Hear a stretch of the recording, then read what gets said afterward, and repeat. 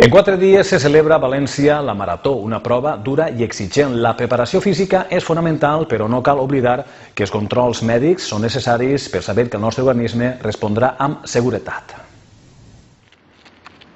Hacer kilómetros con cabeza, algo que no hay que olvidar. Cada vez hay más aficionados a correr. Julio participará en el maratón de este domingo y considera imprescindible que su cuerpo esté a punto. El doctor Buil le somete a una prueba de esfuerzo. Vas a llevar el electro que estamos viéndote continuamente, cómo va tu ritmo cardíaco y cuál es el trazado del electrocardiograma. En Francia es obligatorio presentar esta prueba para participar en carreras de larga distancia. En España, no. Desde el área de salud deportiva consideran básicos los controles. Ecocardiología, para valorar cuál es la anatomía, cuál es la morfología del corazón, y a veces hacemos electrocardiogramas a distancia, que el paciente se lo pone, le llamamos Holter, por quien descubrió el procedimiento.